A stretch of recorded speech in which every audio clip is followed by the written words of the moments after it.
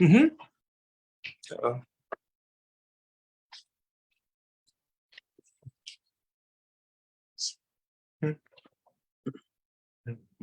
All right, it's redirecting us, and now there it is.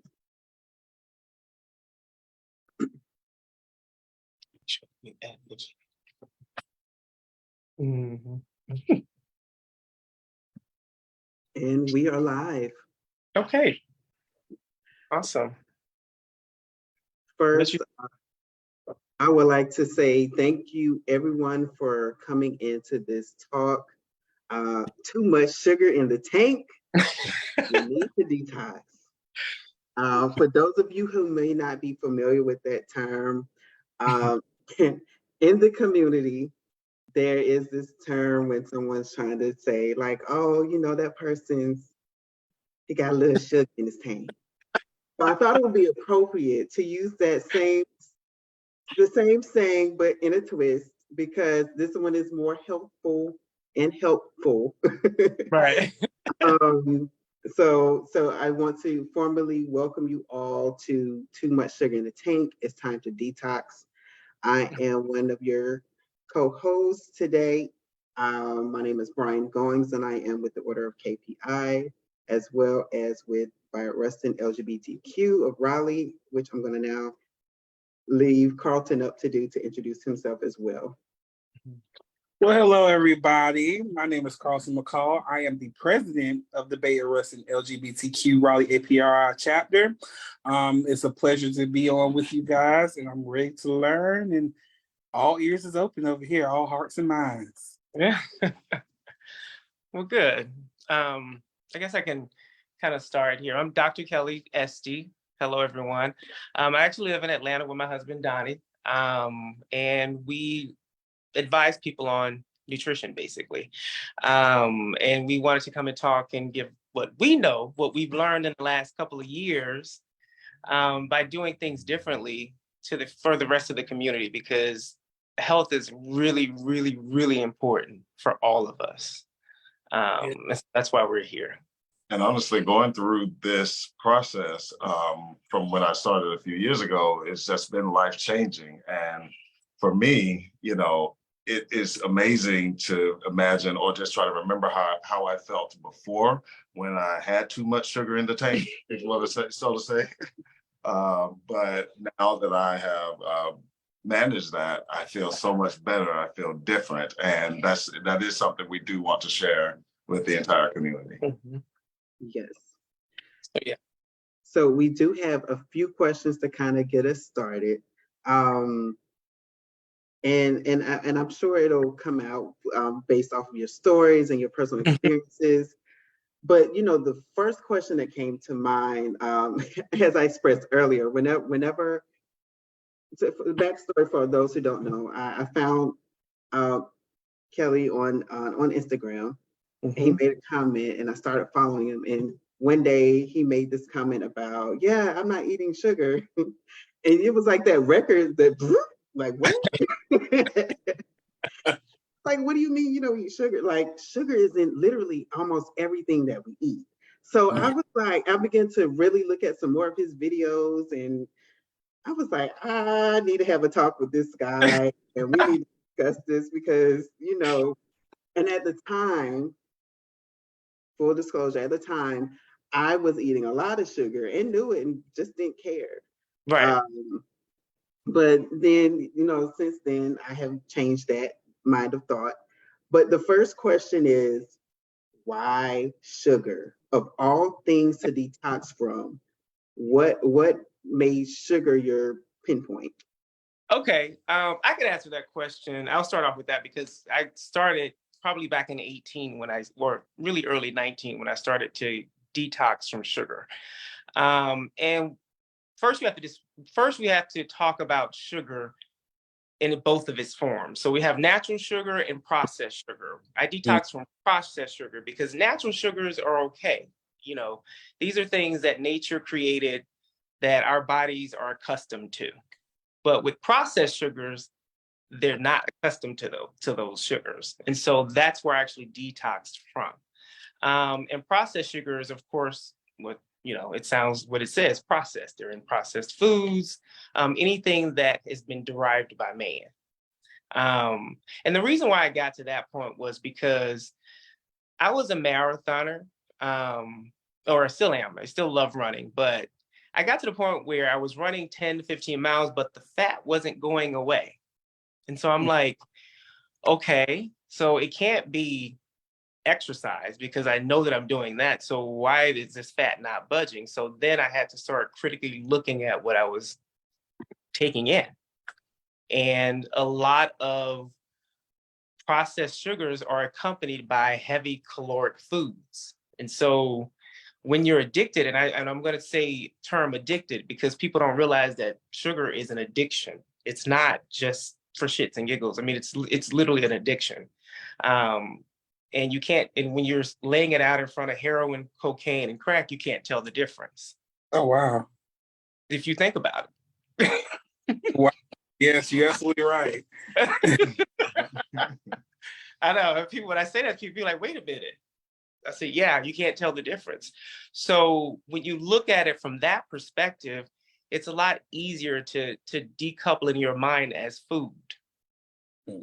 So, but for me, but after I left the sugar, the processed sugars alone, the weight came down. But it wasn't necessarily more about weight. It was more about overall health. Because yes, we could lose weight. That's great. But I want to know how my arteries are doing. I want to know how my blood pressure is doing. I need to know how, all of my levels are going as opposed to just being thin. So detoxing or taking away that actually helped me to move beyond a lot of other foods that I was addicted to. So it was really a conscious decision, and you really have to treat it like an addiction when you're getting off of it. So because for a lot of people, it's comfort. We do something. I look at it this way: whenever we have a bad day, what do we go do? You either go look for ice cream or a piece of cake, and then what do you? And then what do you do? That quick fix. That's what addicts do. Mm-hmm. That quick fix. Right, it's the fix. So, but we think it's harmless when it's not. So, and it causes all sorts of health problems, along with other ingredients that are problematic that we'll discuss later. But like I said, but sugar is that tie that binds us to that addiction. And so that's why I've attacked it first, because once you get off sugar, everything else is much easier to let go. I have a quick question. Mm-hmm. How long did it actually take you to actually say, okay, no more sugar? Like when did you know that you didn't have that addiction no more of sugar, processed sugar? It probably takes about a good year to get out of your system effectively. And how I knew is I did the dark chocolate test. So you can start with, when you're addicted to sugar, dark chocolate tastes terrible to everyone addicted to sugar because it's bitter. But once you come off of that addiction, it actually starts to taste sweet.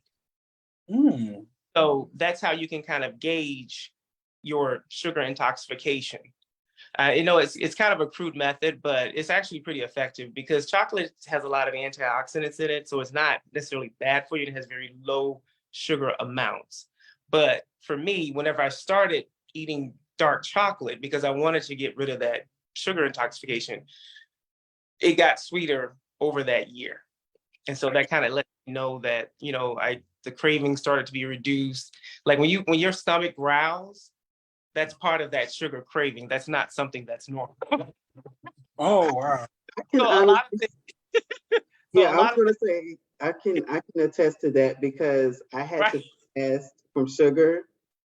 And one day I got hungry and my stomach started growling and I wanted something sweet. But instead, I'm like, I can't eat the sugar. We on this fast. So I drank some water and it went away.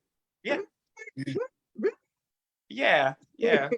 Yeah. And a lot of things that we've normalized aren't normal. So, and coming off the sugar, we both realized that pretty quickly of things that we thought were normal that aren't. Yeah, and it made us go even deeper into understanding what sugar was and how it affected us within the body. And, understanding how it affects your gut health is the main thing that really reflects on your outside as well, because how healthy you are on the inside will reflect on your outer appearance. And so we go around, we talk about this a lot, where we can actually look at people and say, and kind of tell you what their health problems are, what they could be dealing with, because a lot of these issues, your gut health projects on the outside. So, and by understanding exactly what sugar is, and after it passes past your mouth and into your system, what kind of havoc does it create inside the body? All right. So that's what we mainly had to understand when it came to that. Yeah.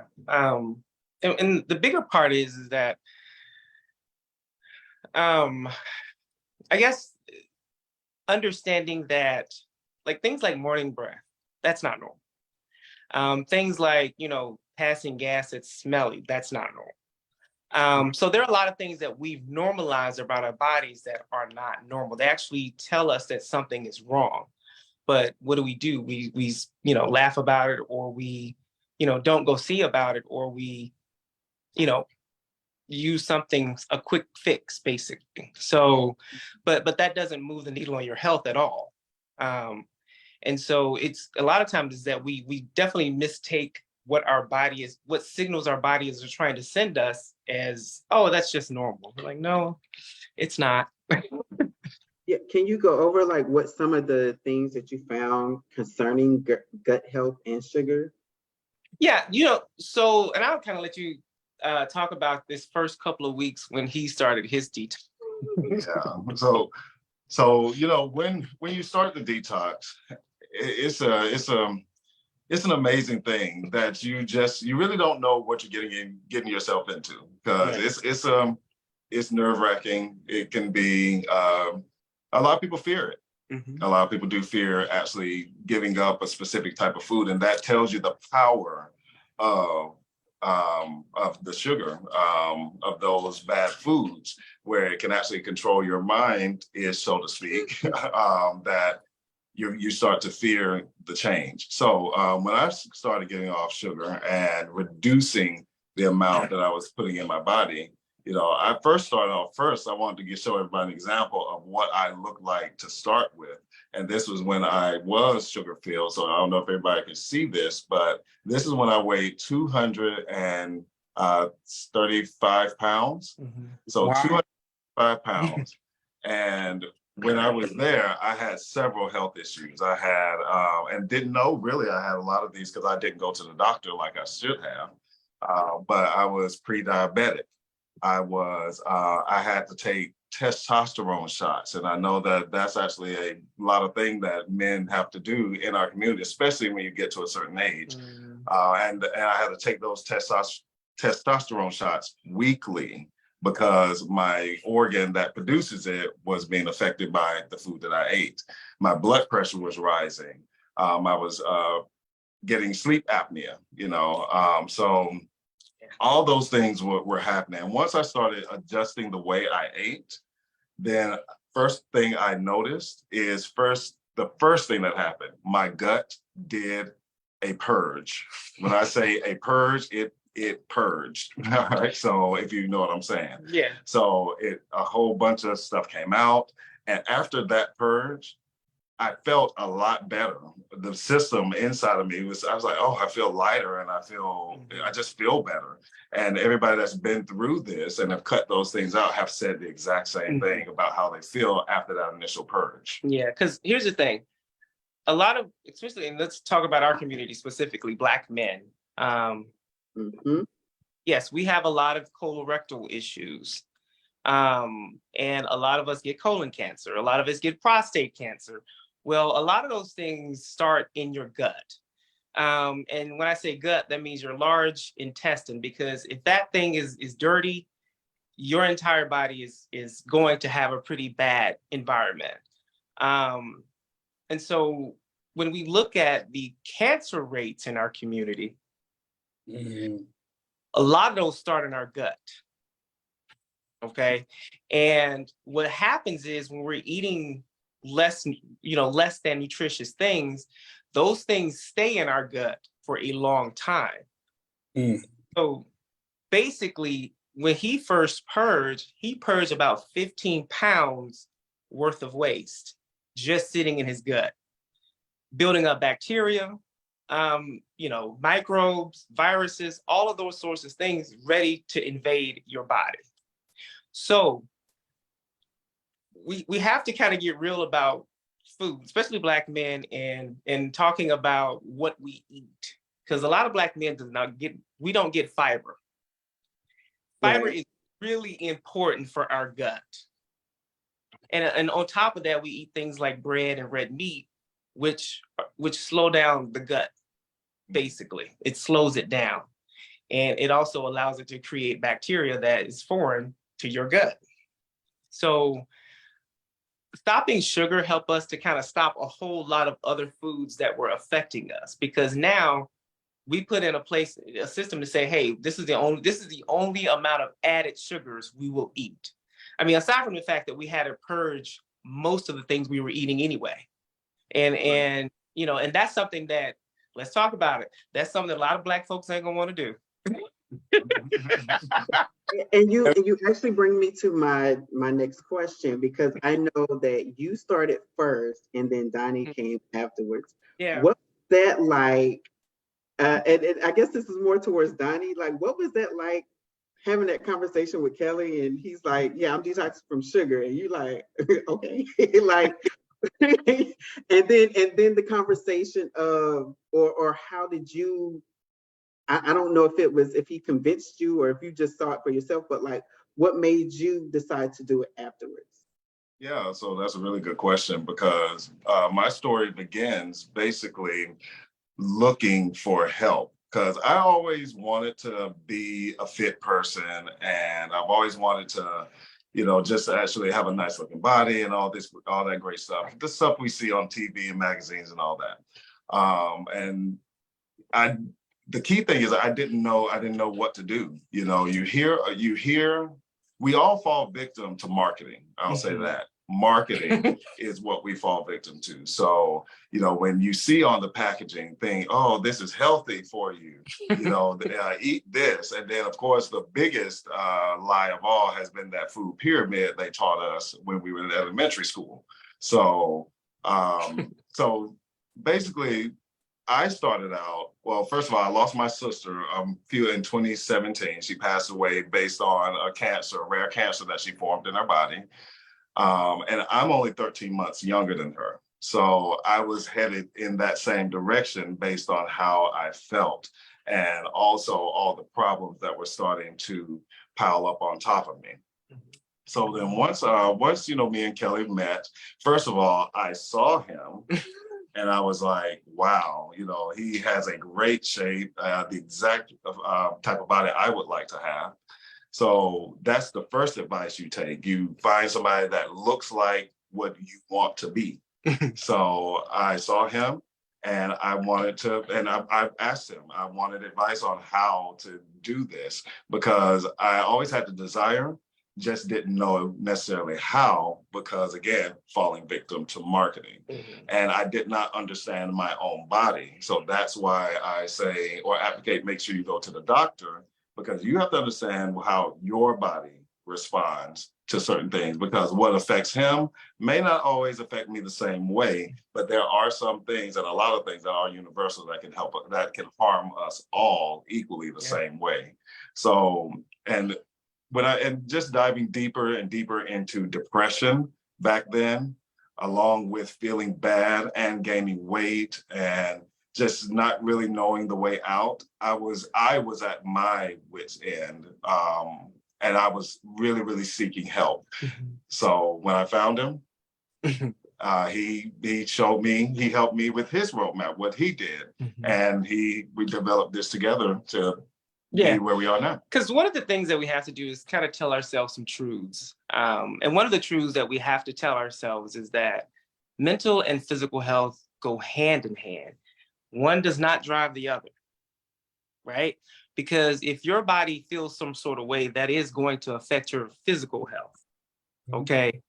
And we have to get past the notion that, oh, this is about body positivity, blah, blah, blah. I said, no, this is really about health. Because here's the thing, cheap, bad foods is also a poverty tax. Let's talk about that part.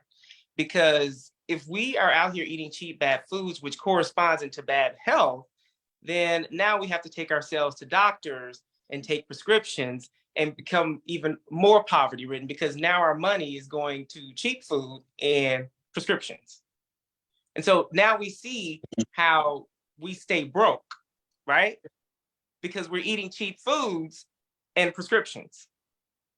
And so at some point we have to realize is that our bodies are very receptive to the things that we eat. We can't keep lying to ourselves and saying that we don't.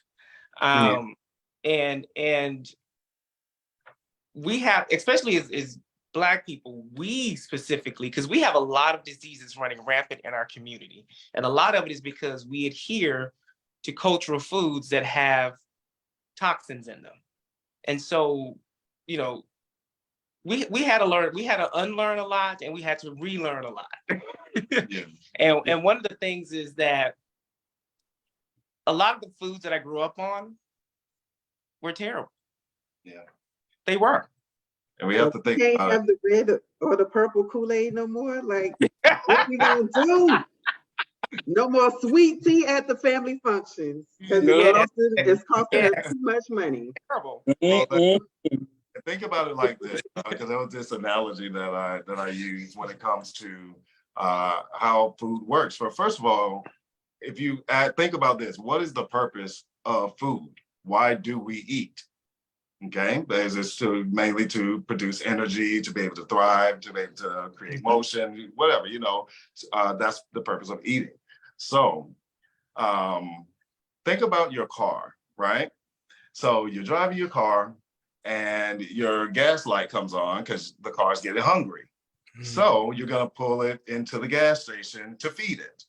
Now, you got a choice. You have a regular gas car, and at the pump, there's usually, your different grades of gas and diesel.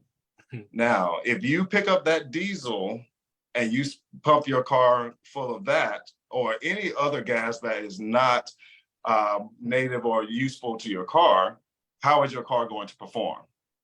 Is it going to run smoothly just like normal, or is it going to clunk out because you gave it the wrong fuel? Same exact thing for your body. So when you actually give your body nutritious things that will actually provide fuel for the system in order to create energy for your body to move and to produce or function, then you will have better outcomes. Now, but if you give your body trash, like all the processed sugars and all the other things that are actual harmful to your body, then again, your body will perform the way you eat. Yeah. It's and like I said, it's one of those things where marketing, I call marketing degrees of lies, because that's all marketing is. Marketing is, no offense to those in right. marketing. No offense to people that are in marketing, but essentially marketing is literally trying to get you to sell a product. And what we have to realize in America is that even your doctor, you're still a customer, right? And if you heal yourself, then you can't really be a customer to this person anymore, because now they can't push you with prescriptions. Yeah, think about my testosterone shots were $500 a month that I was funding to some doctor monthly. Right. And I saved myself all that money. Right. So there's a lot of financial gain that actually came from moving away from those foods that keep us in that poverty cycle. And that's what we have to look at it as. It's a poverty cycle. And we always get the argument, well, people can't afford it, they're in food deserts, things like that. And I'm like, well, a pound of because we eat things that decay. So when we go to the grocery store, we're getting like, fresh foods and fresh meats. So we're not buying anything off shelves Or or in cans. So we avoid those things like the plague because they are a plague. So for us, that food is a lot cheaper than buying things in those big old boxes.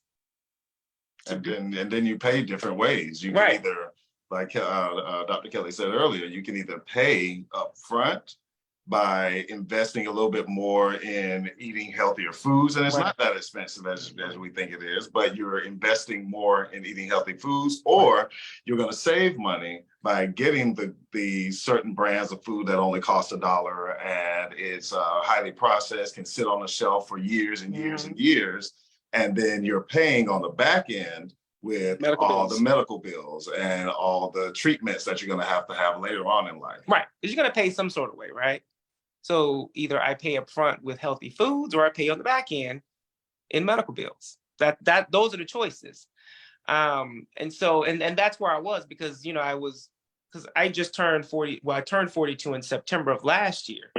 So of course, as Black men, as we go around those 40s and when you start falling apart, well, there's a reason why. And a lot of things that we've normalized, like testosterone shots. How many of us are, well, not me, not us, but how many folks are on testosterone? Either monthly, they have to do the suppository, whatever the case may be. That's something that your body is telling you that, hey, we don't have the tools necessary to build testosterone. That's what your body is saying to you.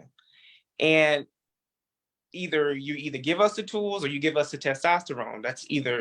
Those are your choices. And one thing that I learned with testosterone shots is when you give your body testosterone, your body is going to then become dependent on it, and it will not produce, your organ will not produce the testosterone because it's like, oh, well, you're giving it to me, so there's no need for it to produce it. Right. So once you actually start giving it the building blocks to do it on its own without having to take the shots, then your organ will heal itself, just like mine. And we've come to the point where we consider ourselves healing people because Dr. Kelly healed himself. I healed myself going through this. We've even healed my mother. My mother has gone through this process, and now she was bad off. So, but now she's at the point where she's running. She goes for runs now. She could barely walk when she came to live with me and started this program. So, it's very, very, very important that what we put in our body, we have to just call a spade and put our emotions and feelings aside when it comes to when people comment on them. Because I've had some people, really get upset when I say what they can't eat and they get offended. And I'm like, look, we're not trying to offend anybody. We're just trying to tell you the truth about it. Yeah. And the thing about it is that we can't say that we want to be healthy, but then defend those toxic foods. Because a lot of us do it. We do it. I mean, there are going to be a lot of things that we have to talk about here that needs to be said out loud. And when I tell you, like things like, let me tell you something, the most toxic thing you can eat. One of the most toxic things you can eat is a cake. It's like, I don't eat a lot of cake as it is, so that's like, right. But people don't realize how toxic it is. And in the Black community, it's sad to say, we actually feed each other this stuff by, we make our businesses and desserts and stuff like that, which is great. Black-owned businesses, we all support Black-owned businesses, but based on what it is, it's like, is that really helping our community? Yeah. Or is that harming our community? Right. Especially when it has a lot, because here's another thing, because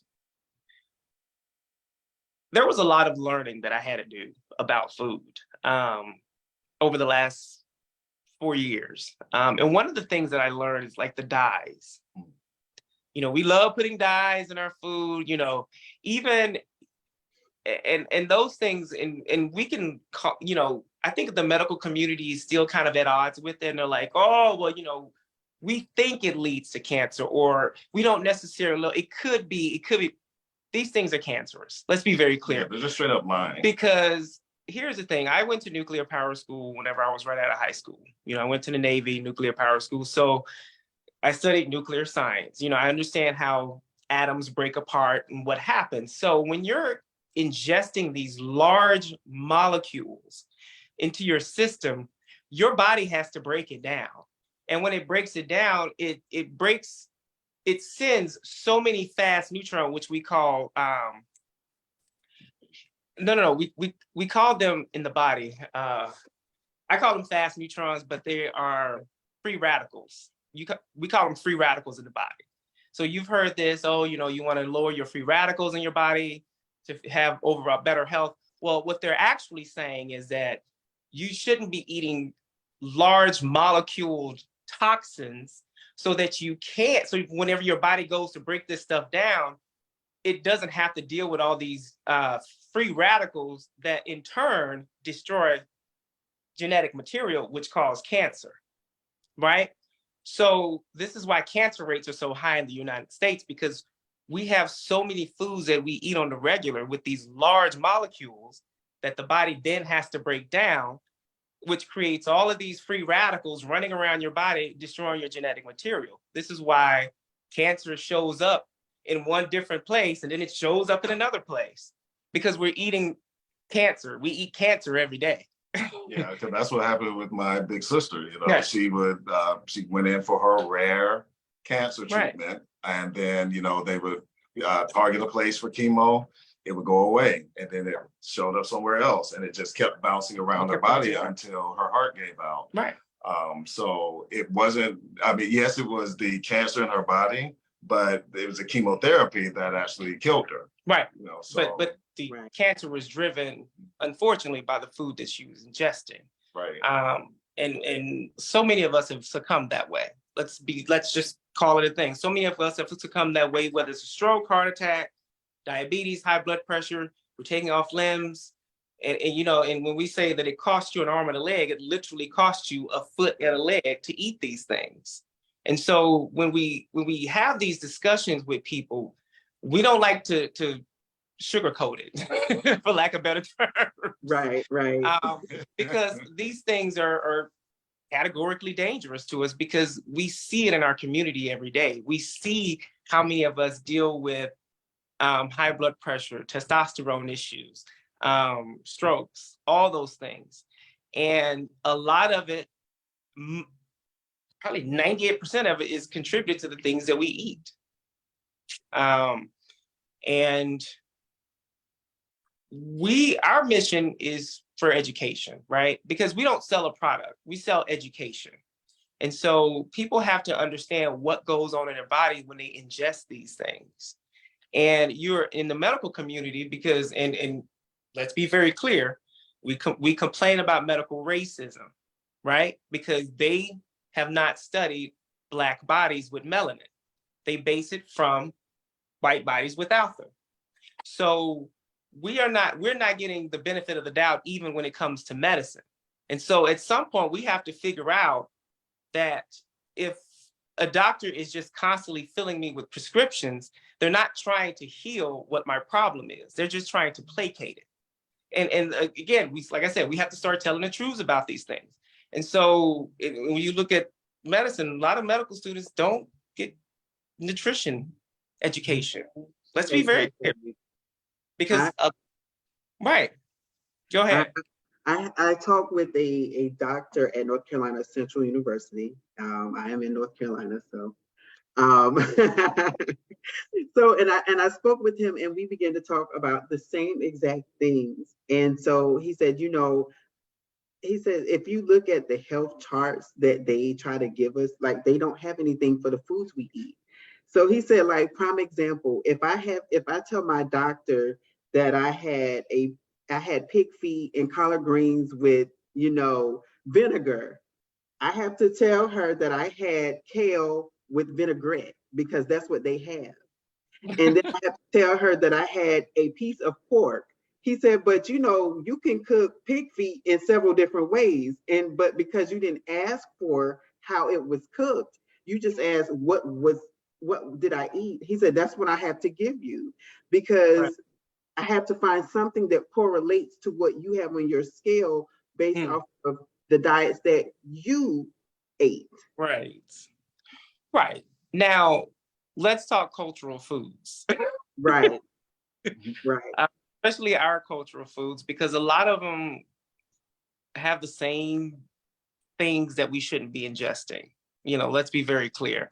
I don't think, and a lot of us have gotten to our mindset that we're disrespecting our ancestors if we don't eat the same things that they did. And I'm like, no, I think that our ancestors want us to learn better so that we're teaching our next generations to be healthier overall, so that we're not going into the poverty tax lines via bad foods and prescriptions and medical bills.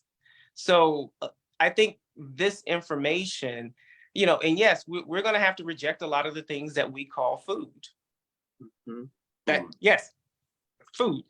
And to extend on that, a lot of communities out there, especially in communities that look like us, Black and brown and minority communities, are what we consider food deserts. Look at what's available in our community. We have a whole bunch of fast food chains and a whole bunch of dollar stores and stuff like that, things that don't really serve nutrition. Mm-hmm. And let me tell you, that's done intentionally. Right. You don't see a Sprouts in the hood, or you don't see, the Whole Foods and stuff, like all the fresh foods and the good foods. You always have to go maybe to a different community. So, that is also a reflection of how we as the community votes in that specific community. Mm-hmm. So that plays a big part in food as well, how we vote. Yeah. So Wow. with the food thing, here's the upside to gentrification, is that it has brought in a lot of those fresher items into areas that didn't have it before. But on it, everything has a order chaos thing to me. Everything has a good side and a bad side. But here, for me personally, now that we have started to gentrify and revitalize and rebuild our neighborhoods, we are now getting those fresh foods in places that didn't have them before. The question now becomes is that, how do we get our community to choose them now? I was just getting ready to ask that question. What is like ways that we can actually get them involved, actually get them educated to the depths of whether they just not wanting to say, oh, well, they're just talking. We're still gonna go to our processed food places to get our food. This stuff is good to us. It's feeding our soul, but it's actually killing your soul. Right. I think we have to have need to start having honest conversations about it, because personally, I don't think we've ever had any honest conversations about food, especially running rampant in our communities, and how it is part of what keeps us impoverished. So, right, that's the conversation that we now need to start having, because now after going through, the last couple of years in detoxing, for us, the reversal of all those health issues overrode anything that could have tasted great to me long time ago. And for me, it's what I value. Do I value my body, or do I value what my taste bud? Yeah, I understand that, because me as a 29-year-old, Black man, I was diagnosed with high blood pressure at the age of 24, and I didn't understand how. And they was like, because it was my weight and what I was eating and stuff like that. But I was thinking, like, what can I eat that actually help me lose the weight? So I'm starting to eat certain things that I'm thinking that is healthier for me, but I'm seeing that I'm gaining more weight. I'm feeling more heavier than actual. I feel more tired more days. And I was like, yes, I'm drinking more water. Yes, I'm eating more vegetables, but I was learning, and now that you said that, and it just dawned on me that those processed vegetables, that processed, food and everything, like not drinking your alkaline water, even the water is being processed these days and it's not healthy for the body. And I'm wondering why I'm feeling heavier and heavier and I'm feeling more unhealthier every single day, even trying to go on a healthier path. Right. That's And crazy. It is, because here's the thing, and I'm about to, mess up your world, tear it up. You already messed up my quiet. I can't eat cake no more. Right. It's gonna be a lot of folks gonna give us the evil eye now. But yeah, but they know they can't run from the truth now. right. So here's another food that wreaks havoc in our community. Bread. Yeah. Yeah. Yeah. Because here's the thing, there's nothing useful in bread. Okay. Bread was created to fill people's stomachs, to fill poor people's stomachs. So if you have to look at like the history of bread, it was needed because they wanted to fill the masses' stomachs so they can have them work, yada, yada, yada, yada, yada. But bread does not provide any nutritional value to you whatsoever. If it's made from wheat, it actually mucks up your intestines. And it keeps a lot of those things that you eat glued in your intestines.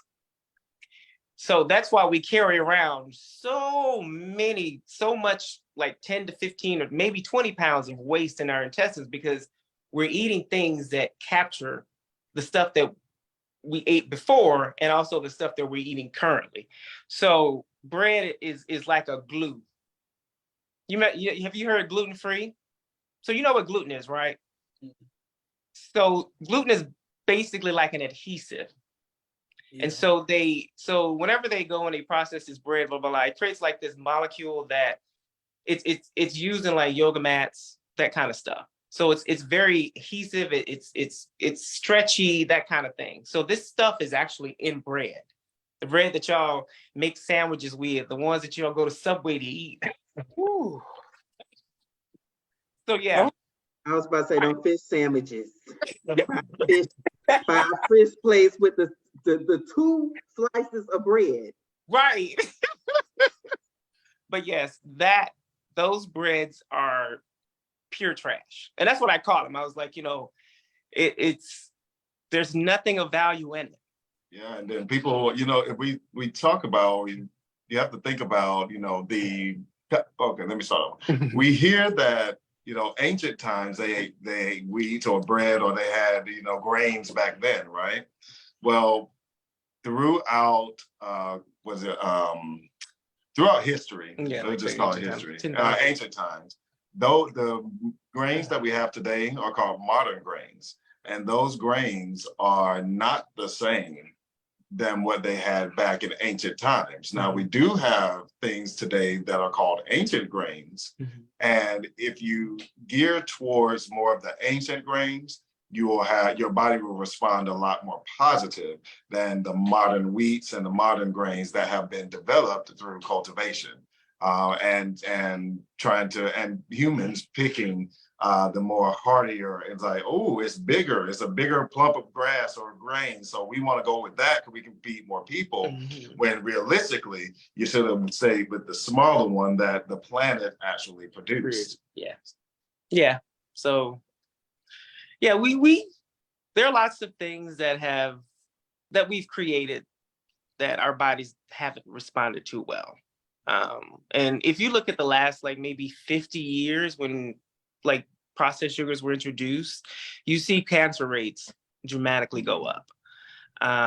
So I don't remember seeing real big people in the pictures of the 60s and the 70s during, the afros and the bell bottoms. I didn't really see. Yeah, we're the ones that grew up with, like our generation, millennials are the ones that grew up with the processed sugars and the candy and the things that had colors in them.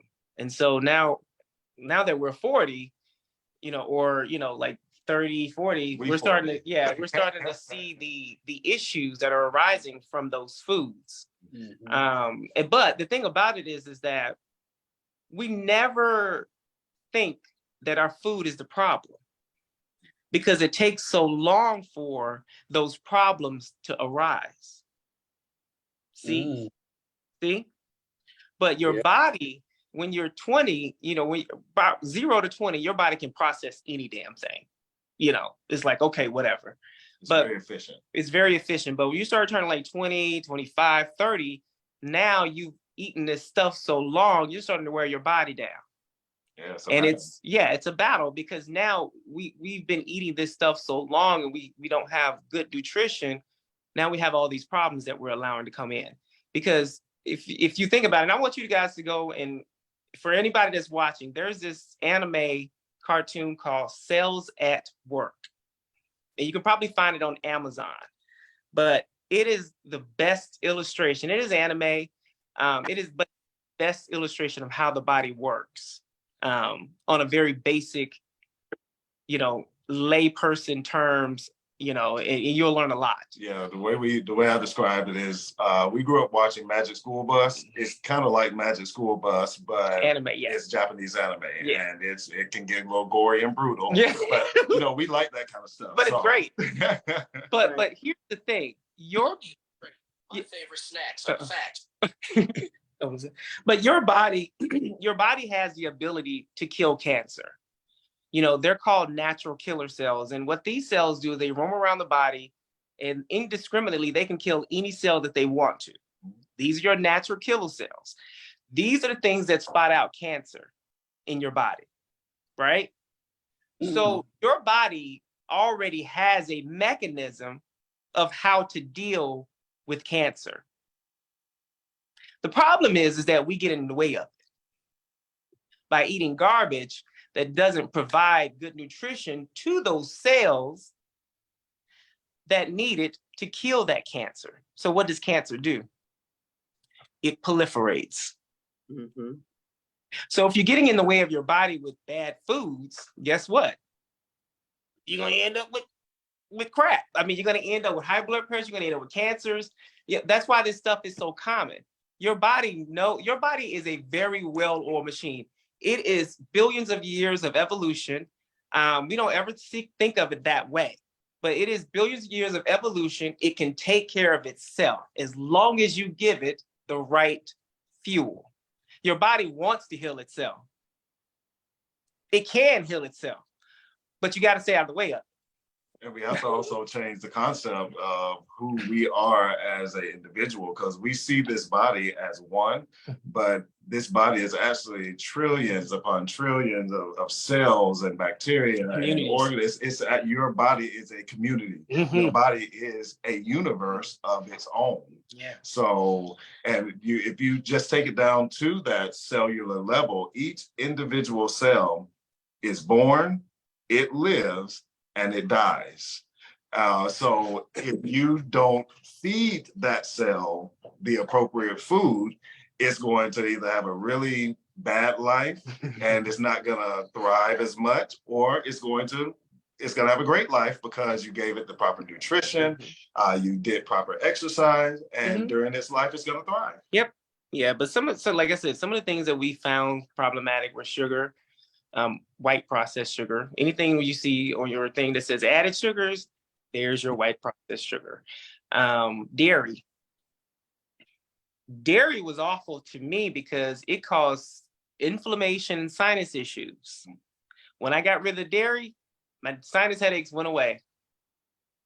And so, like I said, there's so much information that we've learned that we're basically going to try to compile it and get it all together so people can read this stuff, because it's really just a lack of education and awareness. Honestly, we don't know.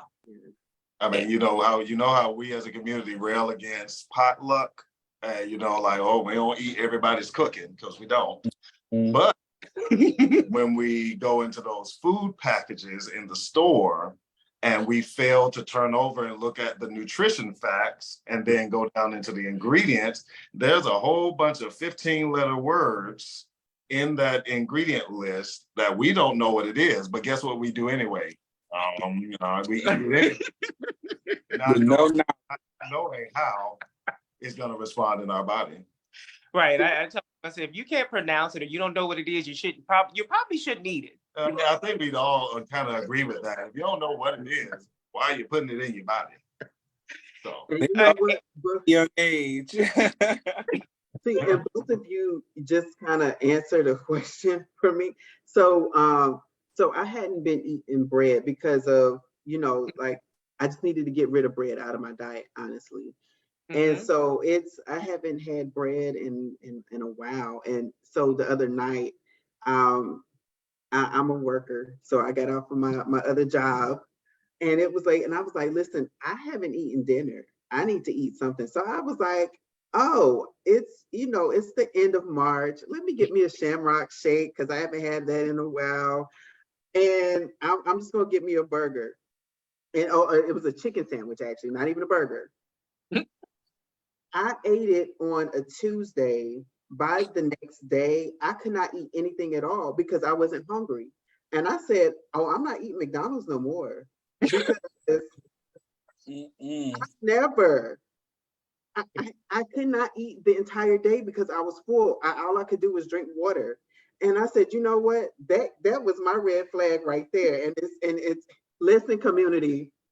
If you see a red flag, it's a red flag. It ain't halfway red. It ain't partially red. It's red. Okay. Yeah, Yeah. See the signs.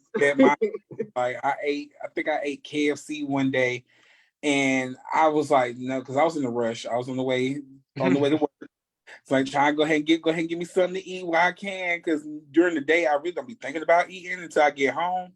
But I was like, let me eat that. But for the rest of the day, my stomach was hurting. It was like my stomach expanded, and I just felt really, really, really like this excruciating pain. I was like, why is it not digesting? But stuff like that, like they say, like if it's not sitting in your system, well, that means it ain't for you. It's But not for. but here's the thing. That happens a lot, but we've normalized that feeling. Mhm. Because after our detox and trying to go back to eating that stuff, body wouldn't happen. Even get to the point where my sense of smell has changed. And instead of smelling the Popeyes, all I smell is burnt grease. Yeah. And so and even when I eat, like, I'm like at this point in my life now, like I am so repulsed by fast food. Like it doesn't even, I don't even see it in my purview anymore. Because the moment that I smell it, it just turns my stomach. and with fast food, going to fast food restaurants, those are literally pits of poison. And because we can go even further in talking about oils and how when you cook using specific oils, how it can turn rancid really fast, and we still keep cooking with it anyway. Well, do you think the fast food restaurants are changing every other day? those greases every day?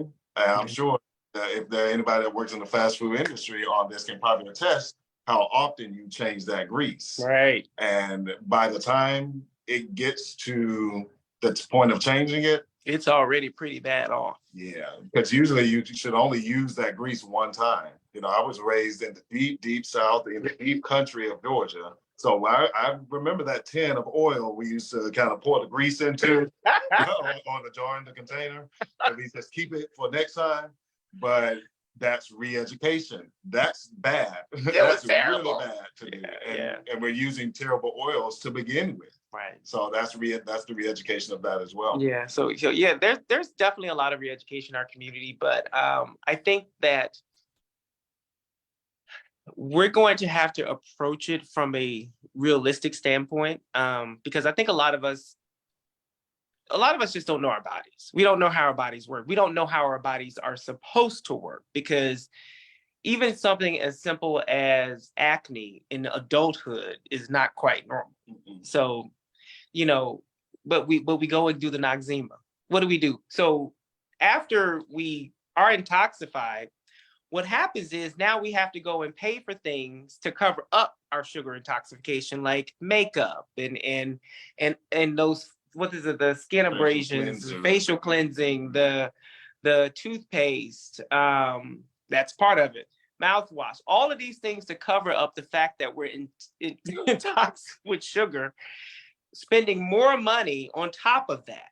See, and this is, like I said, this is the poverty tax. It continually goes into that whole poverty tax. And so we're out now having to spend money to cover up, things like acne and all of these different things. And we're also now having to cover up medical issues with prescriptions. So we should just reverse that. So right. Instead of trying to address those issues from the outside by, getting all those products that really wasn't made for Black skin anyway.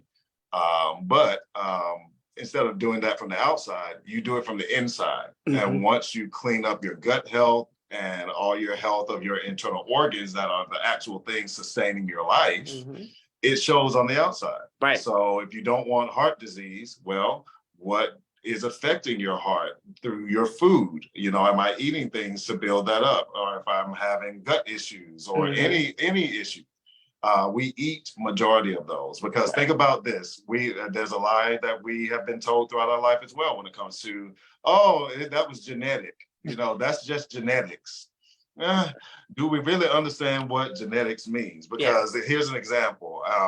If somebody has, let's say, a child with Down syndrome, right? That's actually genetic. That's an actual genetic thing. Right. Can you ever get rid of that? No. And plus, you can actually point to the genes that are affected. Yes. But something like type 2 diabetes, that's not genetics. Because the question is, can that go away? It can. It can. And let me tell you let me tell you all diabetes is. Diabetes is your body telling you that, hey, you're ingesting too much sugar. I can only make so much insulin so that I can cart it into your cells. Now, once you've eaten that excess sugar, we can't deal with the excess. So now it's going to go and intoxify your cells because it has to go somewhere, right? So now it's going to go intoxify your cells. A lot of times it ends up in your extremities, which causes what? Problems with toes and circulation, right? Because that's where it ends up, because your body is going to protect your organs, period. So anything harmful, it'll send out to the extremities, which is why when people get gout, it always goes to their foot, But again, diabetes is your body saying that, hey, you're eating too much sugar. You need to slow it down, bub.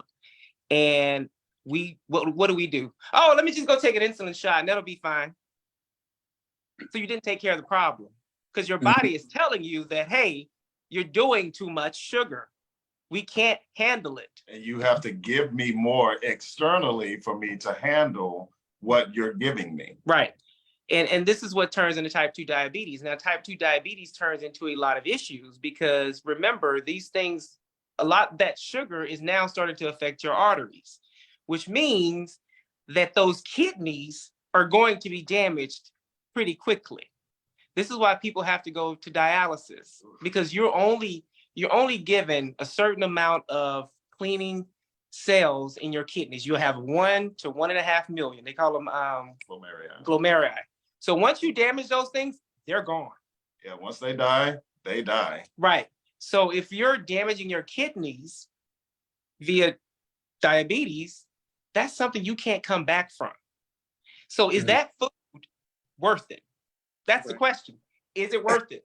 Yeah, but I see now that y'all spoke about all that, it's especially in our community, the Black, brown, and the minority communities, it's the mental manipulation, the body, like how you said, like, I got diabetes, and so your body's telling you to lay off the sugar, but your mind is telling you, well, I'm gonna go get this insulin shot, I'm gonna go get that quick fix. That's where it's actually manipulating your mental is manipulating itself to pretty much, what's the word? Reject the health. Reject the true health of what it is truly supposed to be. Well, yeah, and I understand that because, and that is your classic definition of addiction, right? Mm-hmm. Right. Because now when you know that this is harming you and yet you still do it, that's called an addiction, my friend. Let's call a spade a spade. So the question now becomes, is my addiction worth it? Because at some point, people who are addicted have to make that decision. They got to make that decision. Either it's worth it to be underground or above ground. Well, then- doctor, You asked me? I said, well, doctor, and I can call you that because you a doctor. You may not be a DR, but you a PhD. You a doctor. We got a doctor in the room, people. But as I'm saying, Yeah. truth. Just base everything on how you feel, Right. Because if you can just be honest with yourself right now and evaluate, how am I feeling? Do I have to take all these medicines that I hate taking every day? Does my knee hurt? Does my stomach hurt? Am I in pain every day? Mm-hmm.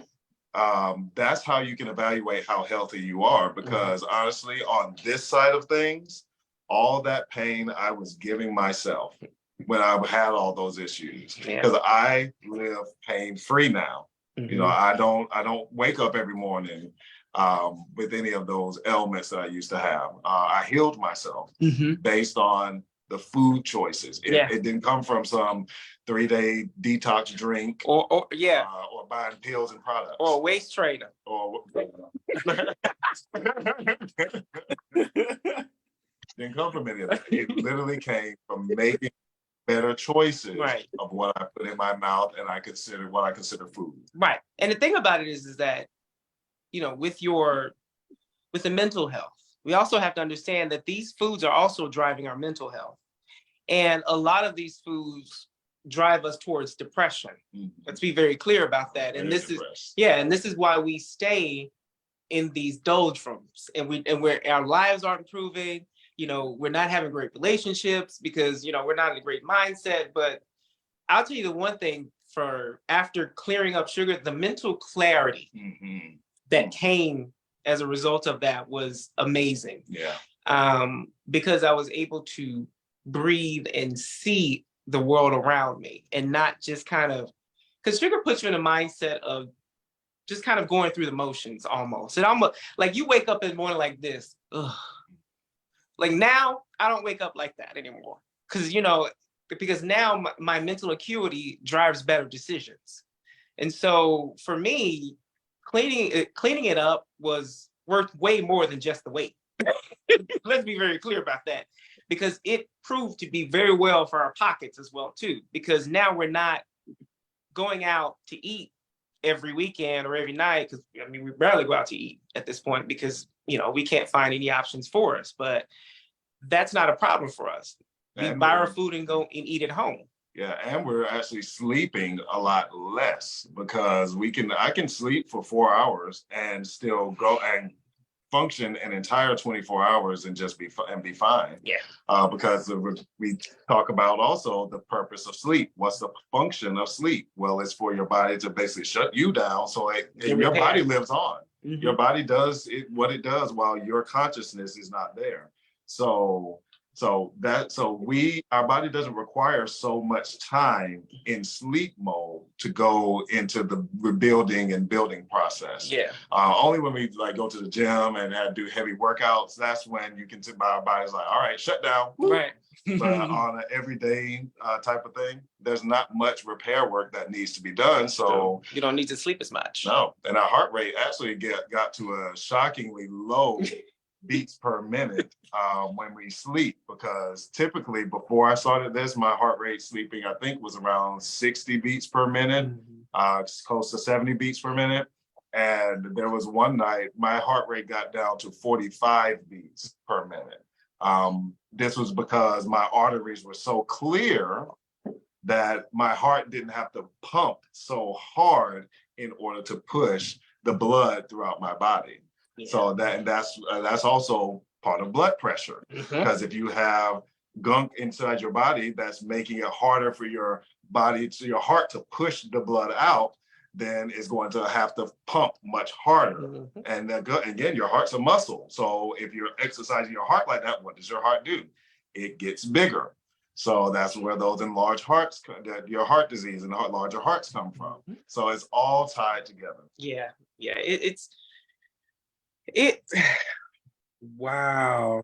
Yeah. I'm sitting here like, see, and this is why I had to bring you guys on because, like, imagine getting all of this in 15-minute clips, and I'm like, Yeah. wait, where's the next one? And where's the next one? And where's the next? I spent like maybe I would say almost an hour just trying to find more of it because I was like, all of this needs Hmm. to get out, Yeah. and that's why I wanted to bring you here. But how can we start the process? And I know, and I'm hoping that like there's something that you can share with us that maybe we can, follow you all or be looking out for something, a tool or something that we can use to help us on our journeys. So yeah, so we're basically constructing the information because here's the thing, because I just started this and and I brought Donnie on when we met because Donnie was exhibiting health issues. So I was like, okay, you know. So, but each time I've been able to find something else that causes more problems. Like with his mom, we found out wheat was an issue. And so we've been adding information to kind of get it more compiled. We want to hopefully have it all compiled so we can bring out something by the beginning of next year. Because we do want this out. And you guys can follow us. I'm a Grouchy Carmichael on Facebook, Instagram, and TikTok. And we're gonna start doing some of the captions of like what we eat because people are asking, they're like, well, what do y'all eat? Because you don't eat anything that we eat. See? But for us, we eat things that evolved along with us. So anything that's processed, breads, anything that I can't go and pick out from a tree or I know that it had a parent, I'm not eating it. And the thing is, and healthy eating is not as bad as we may think it is. It's Because not. because people think, oh, it's just little rabbit food and it's dry lettuce and that's all you eat. No. No, we actually have very flavorful, delicious foods. All you have to do is just season it because Right. basically what are seasonings? They come from plants too. So, I mean, Yeah. so just we're thinking about creating a cookbook. Yeah.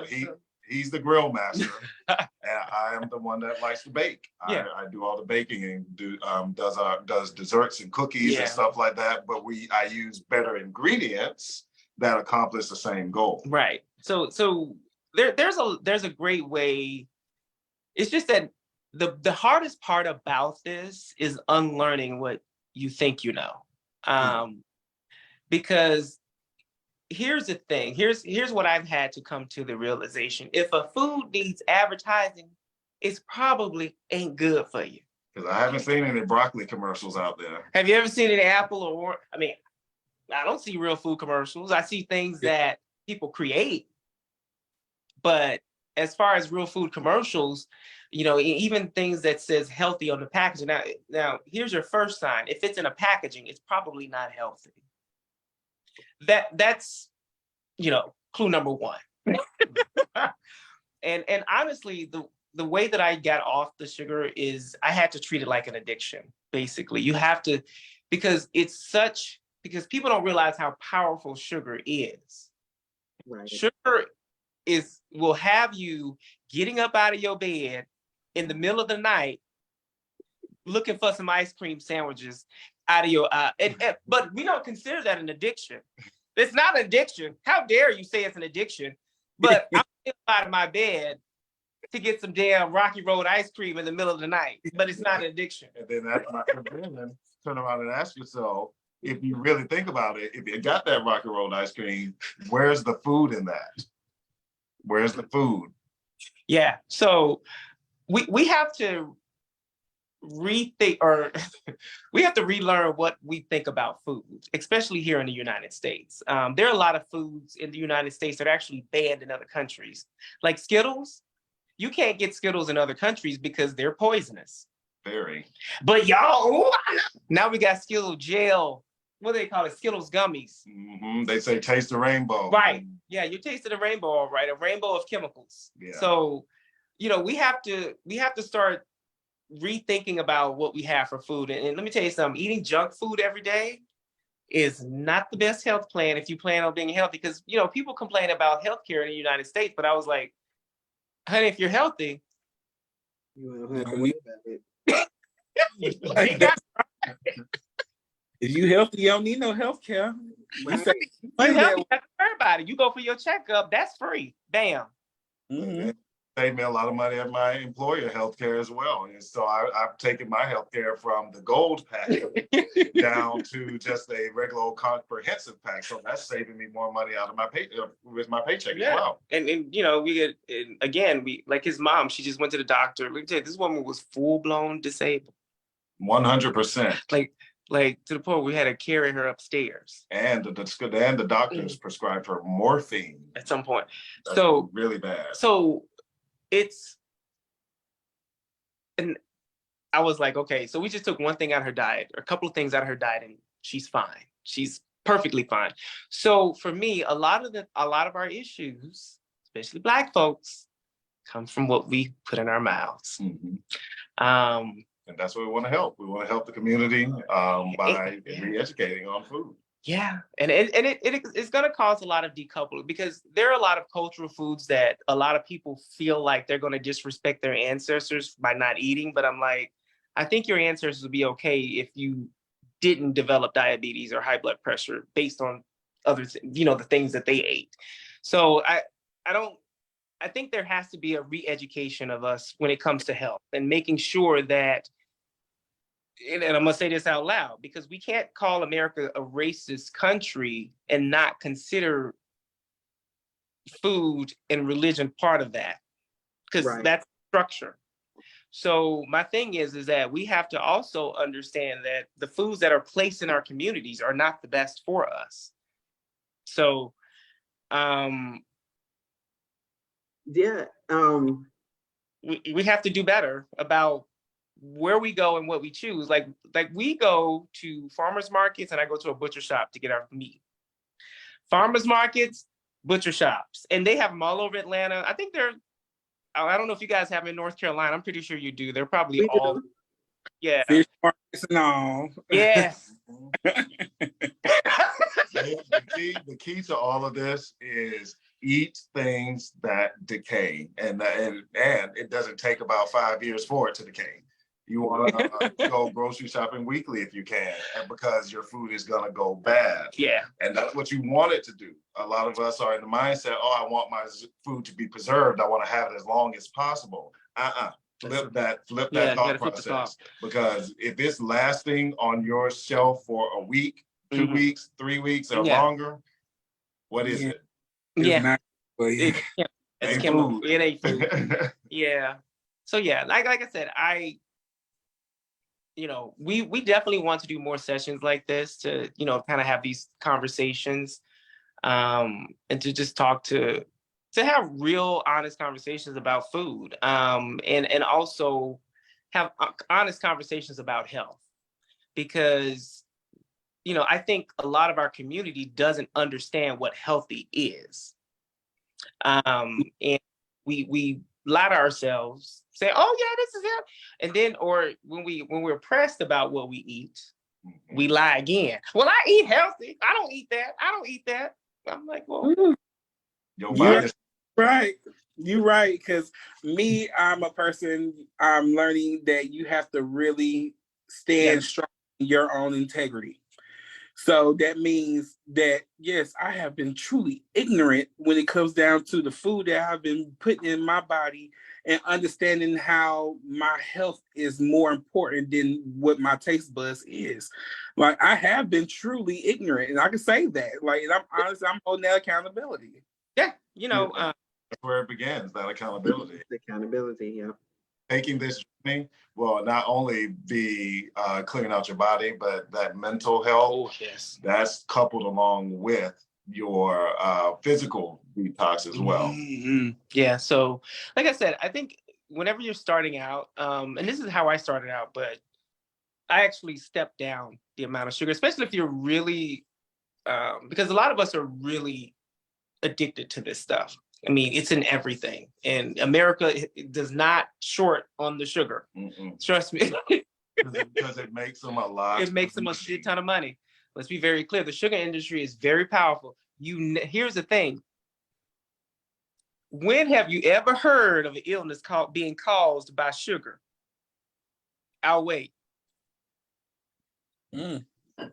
Think about it. Have you ever come out the lawsuit that says, if you've suffered this, then you are entitled to this? You don't hear anything about the sugar industry now, do you? The silent killer is what they call it. Well, I was about to say, but we got sugar diabetes though, because that's what they call it. But nobody's trying to take out a lawsuit for sugar diabetes. I got the Off the sugar that causes diabetes. Oh, yeah, but that's what it was, Darby. But I was like, diabetes is your body telling you, hey, you're consuming way too much added sugars. Because here's the thing: when you eat added sugars, you'll keep eating. But if you're eating natural sugars, your body will stop you. Notice you can only eat so much fruit before your body stops you. But if for a bag of cookies, you can eat them things the entire way through, and your body won't stop you at all, will it? See?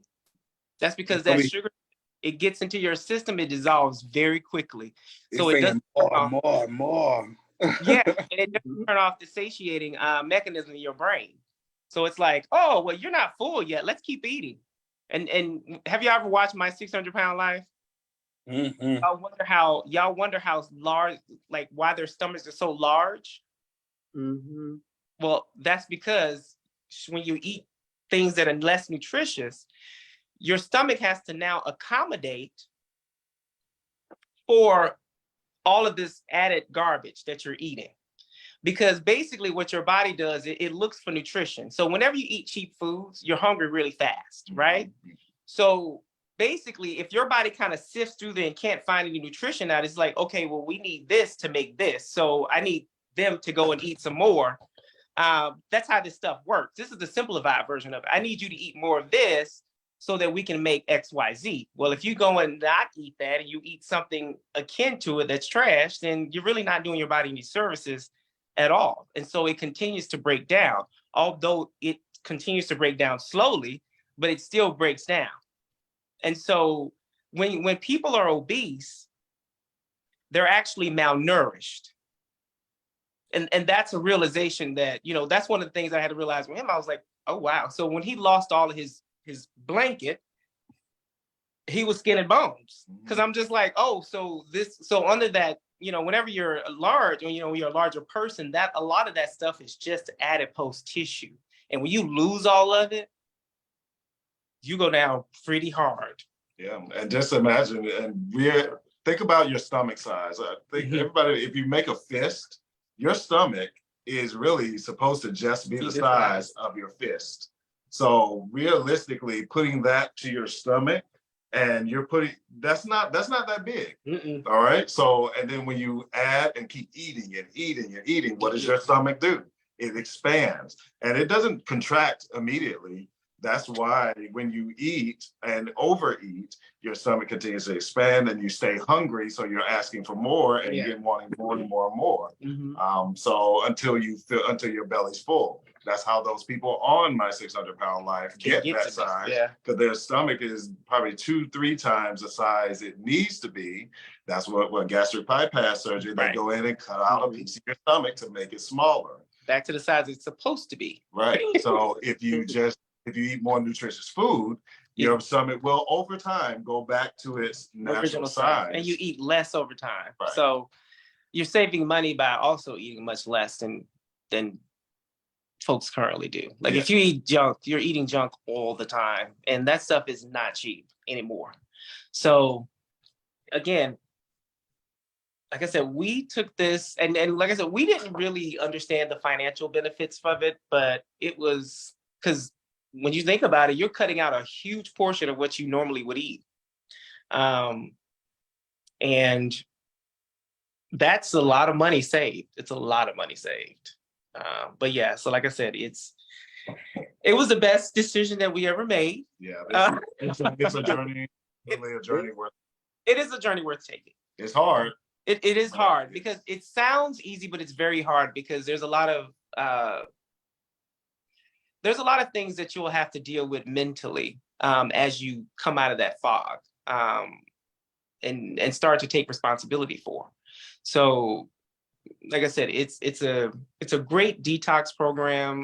But like I said, we're still getting it together because we don't sell like detox tea or some crazy shit like that. But Right. I mean, this is information, you know what I mean? So, Oh yeah, just as a side note, when it comes to all these detox teas and sea moss, because there's a big thing I know with sea moss out there. Please be very careful with that stuff, because there's been videos on TikTok about people consuming too much and how it kills your thyroid and kills or harms your body. Yeah. So just be careful with any, because we don't take any supplements at all. We don't even take vitamins. No, we don't do vitamins or supplements. But be careful with those things, especially if you're working out and you know, people like to consume pre-workout, proteins. A lot of those things are very harsh on your kidneys, your liver, and your bladder. So be careful. If you are using those things, and I'm saying this to anybody who's listening, make sure you are in contact with your doctor. That's all I'm going to say about that, because a lot of people have abused those things, and this is stuff that we have access to, and have lost their lives over it. So be careful with those if you're deciding to take supplementation. I don't recommend anyone to do any of those things, because everything that your body needs can be found in food. Yeah. So just eat the natural source. You know, don't go to the pill that they had to extract from the natural source or created based on the natural source. Just eat the natural thing. Right. And you'll get exactly what you need. Exactly. So that's kind of our spiel. Yeah. We can go on for days. I was gonna say definitely thank you, because I wrote down a few notes, so I'm gonna share, because and I'm gonna start with the last one about taking too much of those things. Like I know, like you just said, like the sea moss and stuff, but they always tell you to do things in moderation. And you know, when we're talking about sugar and sugar addiction, they literally just said how much we don't follow that rule with sugar. No. Well, like we eat too much sugar as it is. So here's the thing about moderation. We don't live by that rule. No, moderation is a lie, first of all, because the thing about it is you can't moderate toxins. If you can't moderate a poison, right? You know, if it's a poison, it's going to kill you at some point, and it's going to make your life miserable while it's killing you. So the idea of moderation is a marketing ploy for you to continue to buy that product, but just buy a little bit less of it. I stand corrected. No more moderation for nothing. Just don't do it. Okay, don't do it.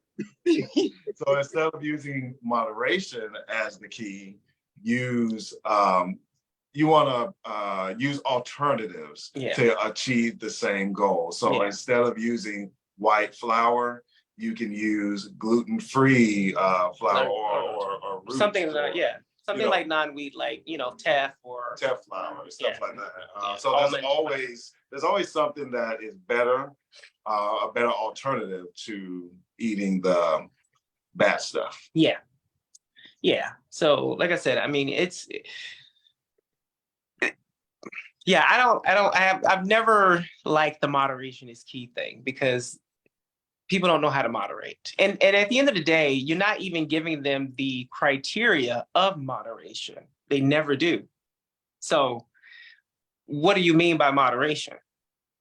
And moderation can mean very different for many different people. Right. So it's a blanket term, kind of like the Lord works in mysterious ways.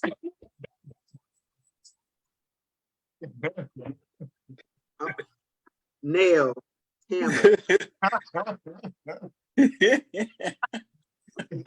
Right. Because there's always another term that's always used in the community.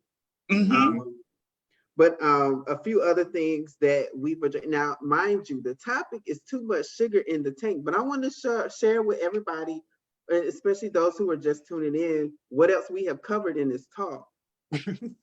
And one of them, the first one, I know for a fact that, okay, so So Bayard Rustin LGBTQ is a part of the A. Philip Randolph Institute, right?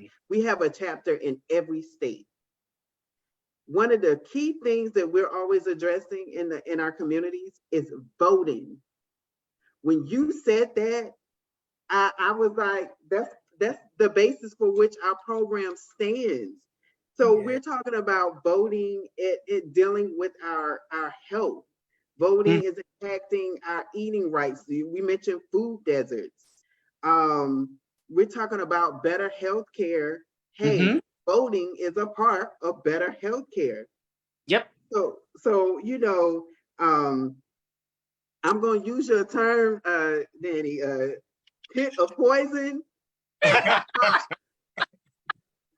So now I'm gonna start going. Oh, you going to that pop store? Oh, you going to the pit of poison? Poison.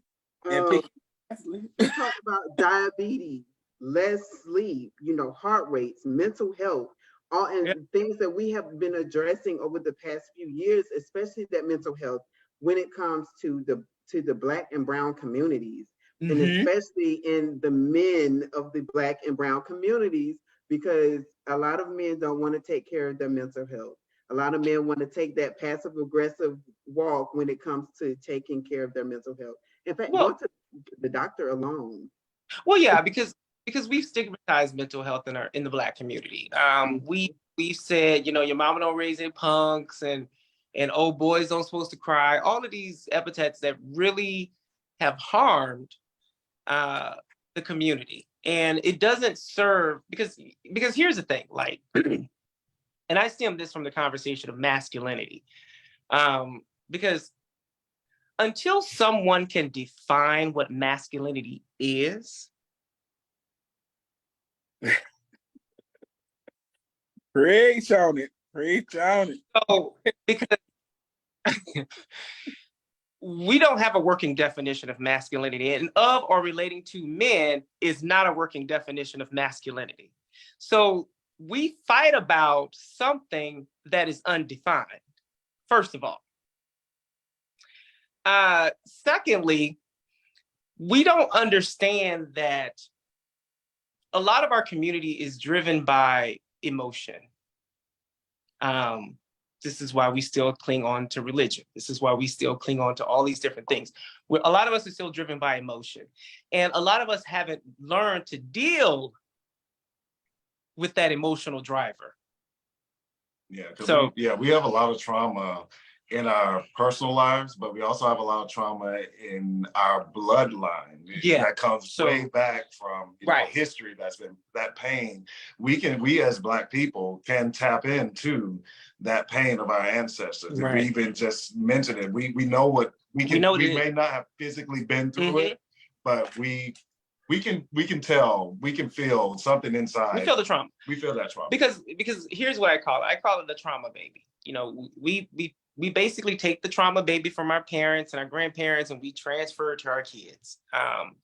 And a lot of that hasn't served our community well, obviously, because we're still dealing with a lot of information that has not been updated, information that does not respect the environment around us, information that does not respect the diversity of people that you also share your same skin tone with. Ew, can't even talk. So I think there's a lot of re-education that has to occur in our community, and also honest conversations. We tend to shy away from honest conversations, and we don't talk about our trauma. We don't talk about how, certain things that our parents may have did or our grandparents did affected us, whether or not, it's just, these things are never discussed. So I think a lot of healing the community starts with food, of course, because that way this will help to clear a lot of our minds. And that way we can start dealing with other issues of our community and unity and understanding that we have to stand together as the country undergoes this change that it's going. So at some point we have to realize is that we have to save our own skin. Nobody's coming to save us. Nope. Nobody. And, you know, I had this conversation the other day and I was like, I said, we can, we can't like this whole, like the conference, like the term when we say faith without works is dead. Well, if you remove the works, if you're working to achieve the goal that you set out for yourself, and you have a plan in place, do you really need to pray about it and have the faith in it? Because you already know that this is what I'm going to do.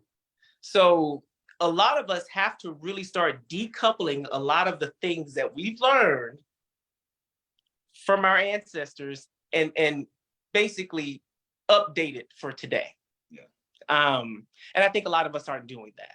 We're still learning from the 1950s, the 1960s of how the way to do it, and it's 2023. And I'm like, those were about what, 50, 60 years ago. yeah, and the things that worked 70 years ago, 30 years ago, don't work today.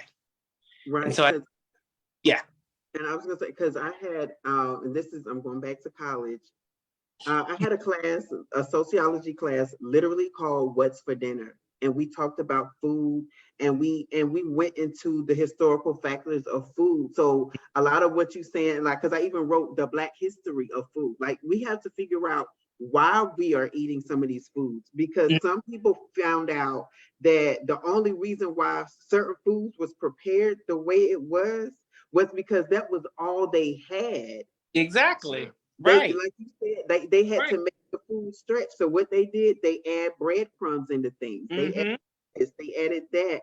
And a lot of people just don't know. And Right. in a book that we had to read and that I hold dear, I try not to read it again because I don't want to get sick. But Fast Food Nation, it tells you literally what is put into some of these foods. Like now, it's hard for me to eat Jell-O because I know what's in it. Potted meat and Vienna sausages. After I found out what was in it, Grandma, you can't buy me another can of Vienna sausages.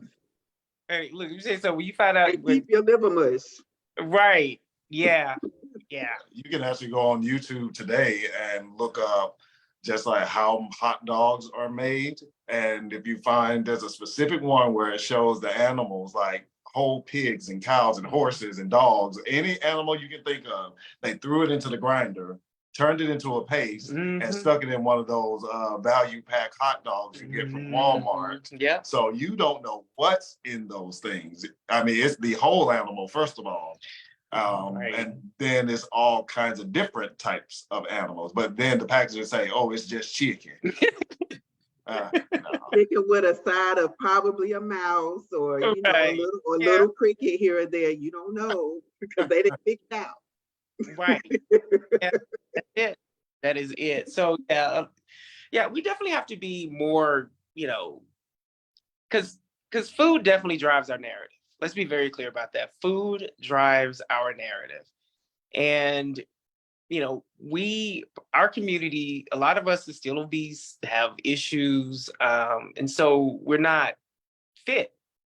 And again, I'm a person about health. You can be skinny and unhealthy. Yes, you can. You know what I'm saying? So for me personally, what's more important for me is what's going on inside of my body, not what it looks like on the outside, because the outside is going to be driven by what's on the inside. And that's why I wanted to kind of compile this information, because I want, especially our community, because we're dealing with so many issues, and there's no way that this stuff is genetic when we're all experiencing the same crap. There's no way that nature would build us to be genetically predisposed. We love saying that, oh, we're predisposed genetically for diabetes. That's bullshit. The reason why you're predisposed is because that's all they put in your community. Yeah. Exactly. Let's be very clear about that. No one is predisposed to do anything. I said, but if you're eating shitty foods, yes, you're going to get it because that's the result of it. Yeah, you go to the nice side of town, you don't see dialysis centers on every corner. Nope. But you go to the black towns or the impoverished towns, you see dialysis centers and medical centers everywhere, all over the community. think, because you they know, want to accommodate the community. right. Well, they're Right. accommodating. Well, they Right. know they're accommodating you because they know what they're sticking inside of you. It's a So they- setup. Yeah. So yeah, but you know, a lot of times we happily go into it. You know, We wait in that Chick-fil-A we line. wait in that Chick-fil-A line. I see that line be wrapped. I be like, I said, For oh, block. Listen, me and a friend was talking about the Popeyes line with that new chicken sandwich. I said, really, for a chicken sandwich? Y'all waited for hours for a chicken sandwich. And that's chicken trash. And I still haven't had it, and I don't want it. I haven't had it. Now, let me tell you, I admit I've eaten several of them. I hadn't had it. that was when I was, back, not detox, but now you can't pay me to touch any of the fast food. So now because I know what it is, because when you know better, You do better. you do better. Actually, that brings me to, you just brought up another question, quick question. How long ago has it been since your detox? What's your detox birth date? So I actually started the actual detox in, I think it was April of 2020. Because we really, me and Dr. Kelly started talking about it maybe December 2019, because I was getting ready to move to New York City. And that all got canceled because the pandemic happened. So I was like, whoop, nope, not going up there. So I stayed, and around April is when everything kind of shut down, is when the world basically shut down. And instead of gaining the COVID-20, as everybody says, I took that time to say, you know what, I need to try to eat better. And I have a person right here that is willing to help me through it or give me the advice I need to do it. And we know that a lot of people out there don't have that accountability partner. But that is very valuable to have somebody that you can reach out to help you with. And that's what we want to do and provide for our services as well. Since we're not selling a product, we when we get this all built, we want it to be like a counseling service where if you're struggling at a moment's notice and say, okay, I'm hungry, like you said, fast food, I just late, I don't know what to eat. You can just, hey, Dr. Kelly or Donnie, I'm hungry now. Is there anything I could eat? And we can give you, hey, try this, eat this instead. And that will help you out. So that's where we want to go when it comes to our particular detox. It's about the information and education. Yeah. So now I'm gonna ask the community to do something. So we now have this information. We know what's to come. And we have already been given the fact that we need to go to these farmers markets. And we know right here in North Carolina, and look for your Black-owned farmers markets. We're in the South. We do need to start supporting our own. And it's not a shameless plug. It is what it is. But it is. But we let us support them. Right. Once we get the information out, let's support them. Let's not take this information and be like, oh, I was there. And no, let's actually support, because once we just like how I found out about the whole sugar detox, and I wanted to share, we have to do the same, because there's a lot of people that may not have access to this video or may not come across this video, but they will come across you, and you now have that information. You now have that torch of wisdom of how to change. Like, honestly, I have started some, and I know I'm not all the way 100%. I know I'm going to need a few counseling lessons. but the minute I really started taking those steps, and I said, a small step is still a step, right? So as the minute I started taking those steps, I immediately started seeing changes. Yeah, because your body, it has a propensity to heal itself. Like, it wants to heal itself, but if you keep drinking, like sodas, I mean, you're hurting it. But also alcohol, and that runs rampant in everybody, but especially the Black community as well. And that's literally you paying for a toxin and to drink it. Yeah. Because that accumulates into sugar as well too. Yeah, but it also, but what it turns into this thing called acetaldehyde in your liver, and it's part of it's actually found in like car exhaust, but which is what causes when people become angry when they're drunk. That's what causes it's the breakdown of alcohol into acetaldehyde, which is like this toxic gas. But it has to go through that in order to break it down. Right. And that's why when people drink excessively, they get fatty liver, because now all of your liver is going to break down alcohol, which is a very expensive process to break down, because then it has to break it down into two other things. And so alcohol can be a very expensive drink in your body, and especially for your liver. So, but like I said, that's the thing that's why people get angry when they get drunk, because of that gas. And it's interesting, because that kind of stuff is still legal. Stuff that killing you Yeah. is still Yeah. legal. Look, see how that works in America? So now I have a question, and we are coming up on Okay. another hour, so I will say that. But so now you have just blown a lot of people's minds. What can the people who was trying to make these life changes, what can they do when they go to these social events and nothing's present but all this bad alcohol? And Water. specifically, I'm thinking about, because it's a lot of, this is what, March, and it's almost June, and June is Pride Month, and I'm already seeing and hearing about Pride events in the plans and works. What do you suggest? Again, this is really,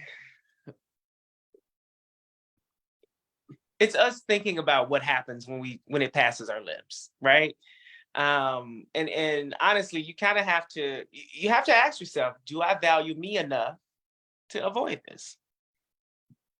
Yeah. So a good alternative to drinking, because me and my homegirl, back when in my old life, we used to be able to sit and drink a whole thing of Hennessy together. We just be drinking shots after shots, whole thing.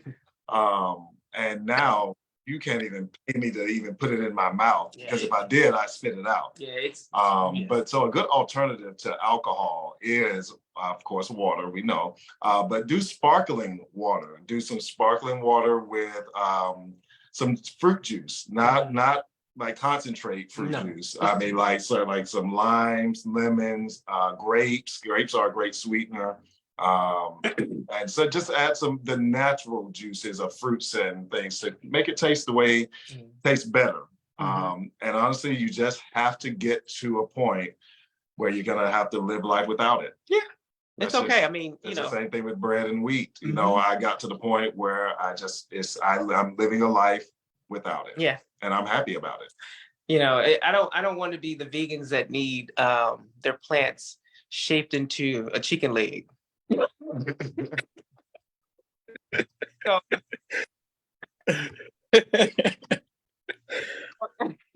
I mean, I just go without it. I mean, because like I said, I got to a point with it where it was very taxing to drink. And then, full disclosure, my dad was an alcoholic, and so part of me wanted to step away from that anyway. And plus, it's never a good feeling afterwards. As you get older, that stuff is way more taxing on your body than it was when you were 20. And so, trying to get up the next morning, it was like, this stuff ain't worth it for me. It's just not worth it. You may feel okay or great in the moment, but when you really think about it, do you? Yeah. Do you really feel that great? Yeah. And that's what I have to think about. You feel intoxicated. I felt sick. So, like I said, it wasn't worth it anymore. This side of life is, we don't see those things anymore, because we know that they're toxins, and we know that they've gotten in the way of our own body function. So is it worth it to us to ingest those things? No. For some people, it may be, because, whatever the reasons may be, but for us, it's just not something that's really important, because we know what it does. Yeah, and we're going to recommend that, learn what it is. Learn what you are consuming. If you don't know what it is, then turn a side eye to it, because it may not be helpful for your health. Do y'all use like the artificial sweeteners? Like Sweet and Low, Equal, Splenda. No. At least I don't. I saw a few likes, so I don't know if they were liking the last comment or that comment, but So if you are eating that, like Sweet and Low and stevia, the artificial sweeteners, that is pure toxins. Yeah. Pure toxins, because though a lot of these things are not found in nature, and they are created, in that lab that we always say, oh, they're making stuff in a lab. Well, that's the stuff they make in a lab, not viruses.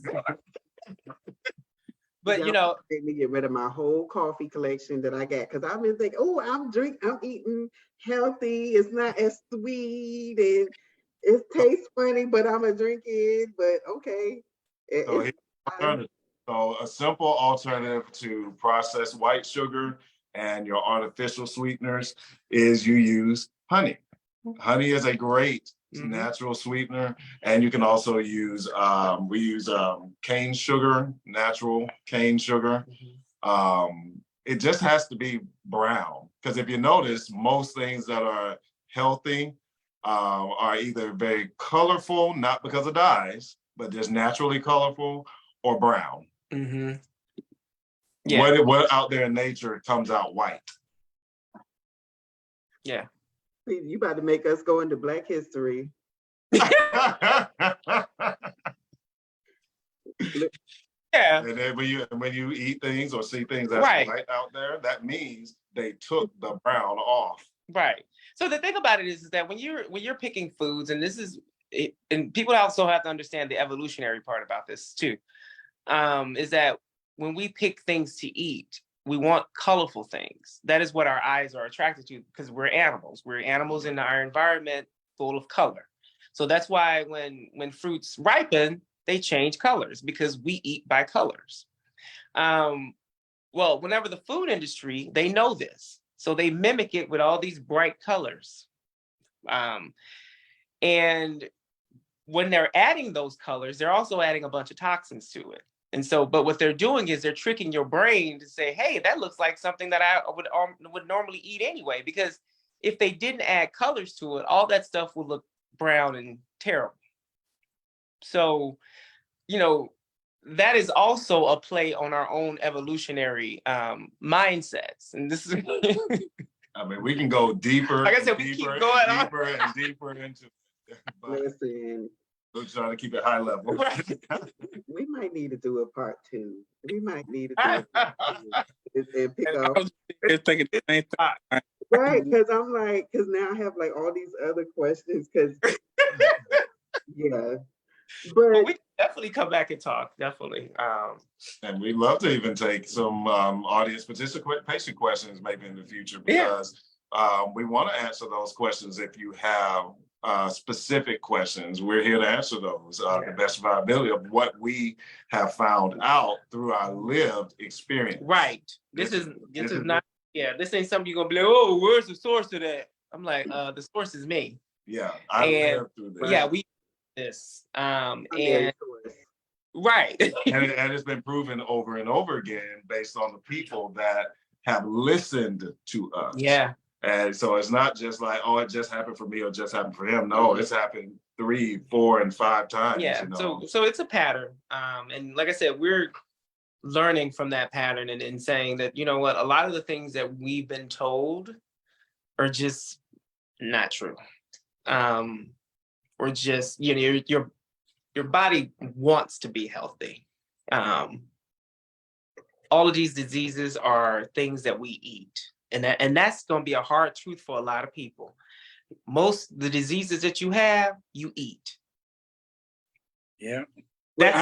You are what you eat, and we always think about other things, but literally, that's what that means.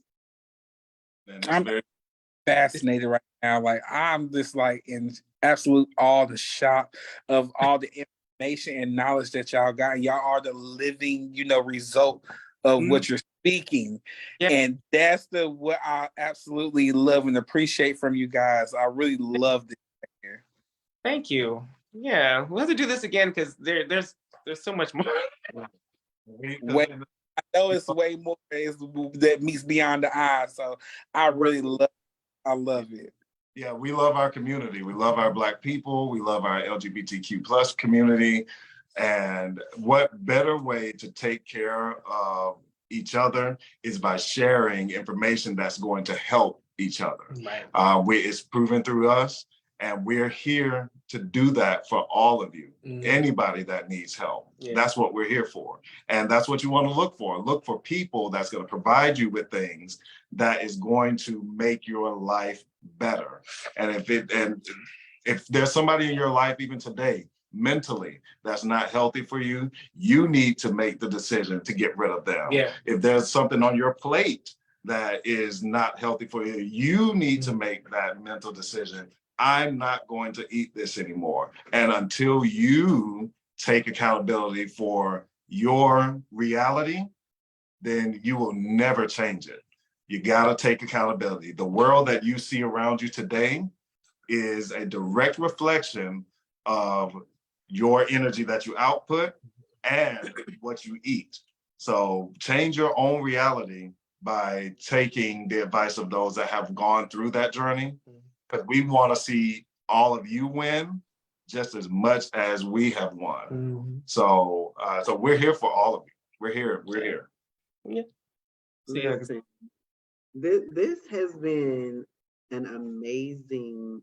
So, like, I knew it was gonna be great, but it has even blown my mind even more. I'm just gonna be honest.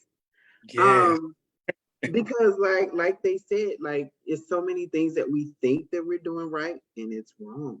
And but I grew up with my grandmother, with both grandparents, but my grandmother instilled in my family, get all of the education that you can get. If it's out there, get it. And we're being educated on how to literally make life changes, life-saving changes at that. I'm gonna throw a little scripture out there. I'm gonna throw out for all the holy saints and sanctified folks out there. If your body is the temple of the Holy Spirit and you impiling all these toxins in your body, how are you serving God the right way? God can't get to you because you done ate 6 cheesecakes within the last 2 weeks. Got a whole bunch of gas to go through because you ate all that cheese. Because y'all want to have after Sunday service at Bojangles and the Go House, all them pop stores. Okay. See? You see how I use it? All the pop stores. God can't use you in that pop store, Saint. Lord. But we want to thank you again for taking the time out of your day, because y'all will quickly learn that both of them are extremely busy. And hopefully we can also talk about your other business that when I learned about that, I was like, oh yeah, I want some custom tags. So I'll definitely will be reaching out about those. But definitely, Carlton, any last words for the people that you have?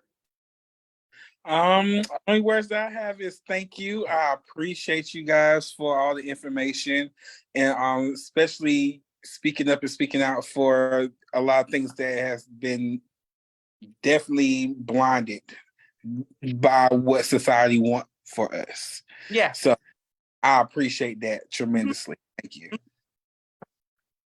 Yeah. Yeah. And I wanted to say thank you as well for inviting us on. And if you want more information, you can always follow me at _ Donnie Wayne, DONNY WAYNE on Instagram. And I also have TikTok, which is Donnie _Wayne. And of course on Facebook _ Donnie Wayne as well. those are where you can reach out to me if you want any advice for anything. Yeah. Just wanted to wrap up and say that, you know, this is a journey. It's a lifestyle. This is not something that you do for 30 days and that's it. You know, this is completely retooling the way your relationship with food, or the things that we call food. So this isn't an on again, off again thing, because once you pull your body off all those toxins and you try to go back to it, it ain't gonna work.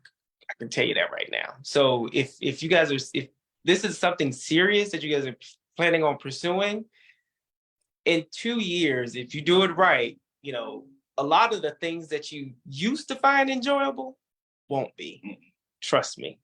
But you guys can follow me. And I said this earlier, Grachi Carmichael, on Facebook, Instagram, and TikTok, Lord. And we also have bro tags, which you mentioned earlier, and we also have that on Instagram, and we make custom luggage tags. So yeah, yeah. So yeah, so that's our company, and you, like I said, he can. So it's at Bro Tags, and that's on Instagram. But I just wanted to say thank you to everybody that participated. I didn't get to see any of the comments because, you know, we're on the Zoom, but I'm glad that people are paying attention and want this information because it's really important, especially for our community. And if we want to be better and do better, because, you know, what I don't want is a repeat, us on this continuing loop of we shall overcome, we shall overcome, we shall overcome. So at some point, we need to realize that there's a lot of things that we have to change in our community. And one of those things, one of the fundamental things is what we eat, because that drives our standard of living, honestly. And it drives whether or not if we're in and out of the hospital, whether or not if we have to go and fill prescriptions every month, you know, it also drives how much money we have left at the end of the month. So at some point we have to make these small realizations to make our own lives better, because no one is going to do it for you. You have to make those decisions and take that accountability for yourself. And so with that, you know, I want to say thank you for everyone that joined us, for listening. Take this back to your communities, follow us, share with your friends, and we'll be here answering all questions. Yes, and you did. There were a lot of hearts and thank yous, and I'm watchings, and you know, how do we find them on Facebook and TikTok? So you answered a lot of the questions, but you both definitely had a lot of appreciation tonight, and I'm sure there will be more to come for those who watch this at a later date. So again, thank you, thank you, thank you, thank you. You're welcome. You're very welcome. And again, if you guys want to do this again, let us know. We'll do it again. So we have a lot more to talk about. Yes. Oh, someone definitely liked that. There's several likes. They're like, yep, yep. Well, you all have a wonderful night. Thank you all again.